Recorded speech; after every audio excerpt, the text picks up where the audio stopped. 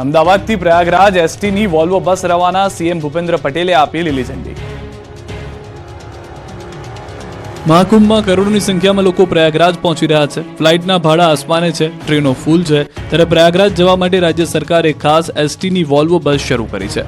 આ બસની આજથી શરૂઆત થઈ। ગાંધીનગરથી ચલો કુંભ ચલેની પ્રથમ વોલ્વો બસને સીએમ ભૂપેન્દ્ર પટેલે લીલી ઝંડી બતાવી। પ્રથમ બસમાં 47 મુસાફરો આસ્થાની ડૂબકી મારવા રવાના થયા। સીએમ ભૂપેન્દ્ર પટેલ અને ગૃહ રાજ્યમંત્રી હર્ષ સંઘવીએ બસની પૂજા કરી હતી।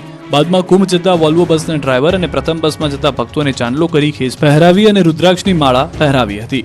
ચલો કુંભ ચલે અને હર હર મહાદેવના નાદથી પ્રથમ જથ્થો રવાના થયો હતો।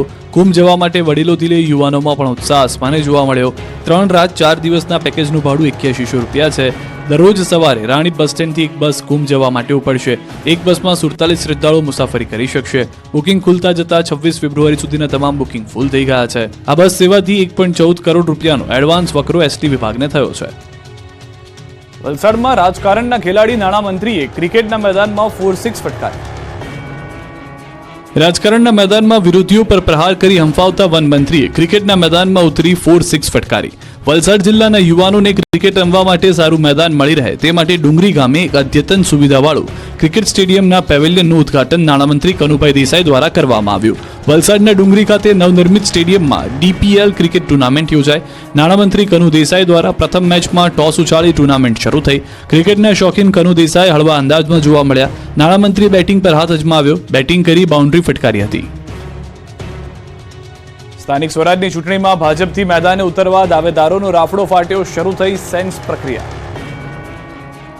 સ્થાનિક સ્વરાજની ચૂંટણી જાહેર થઈ છે। સ્થાનિક સંગ્રામને લઈને ભાજપ એક્શનમાં આવી ગયું છે। મહાનગરપાલિકા અને નગરપાલિકામાં મૂર્તિયાઓ શોધવા માટે કવાયત તેજ કરી દીધી છે। શહેર ઉમેદવારો શોધવા માટે ભાજપે સેન્સ પ્રક્રિયા શરૂ કરી, ત્યારે સ્થાનિક સ્વરાજની ચૂંટણી લડવા માટે દાવેદારોનો રીતસરનો રાફડો ફાટ્યો। સેન્સ પ્રક્રિયામાં ઠેર ઠેર ભાજપ કાર્યાલયે દાવેદારોની લાઈન જોવા મળી। રાજકોટની ઉપલેટા નગરપાલિકાના 9 વોર્ડ માટે ભાજપ દાવેદારોએ ફોર્મ લેવાનું શરૂ કર્યું। 9 વોર્ડના 36 સભ્યોની સામે 180 ફોર્મ ઉપડ્યા। ઉમેદવારી પત્ર ભરવા કાર્યકરોનો રાફડો ફાટ્યો। આ તરફ વલસાડ જિલ્લાની 3 નગરપાલિકાની ચૂંટણી યોજાઈ રહી છે।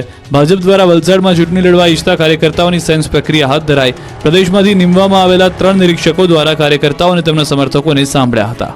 તો બોટાદ નગરપાલિકાની કુલ 44 બેઠક માટે ભારતીય જનતા પાર્ટી દ્વારા યોજાઈ સેન્સ પ્રક્રિયા। કુલ 150 જેટલા દાવેદારોએ નોંધાવી દાવેદારી। 3 નિરીક્ષકોએ દાવેદારોને સાંભળ્યા। સાબરકાંઠા જિલ્લાની 3 નગરપાલિકાઓની સામાન્ય ચૂંટણીને લઈને ભારતીય જનતા પાર્ટી દ્વારા ઉમેદવારી કરવા ઈચ્છતા ઉમેદવારોની સેન્સ પ્રક્રિયા હાથ ધરી।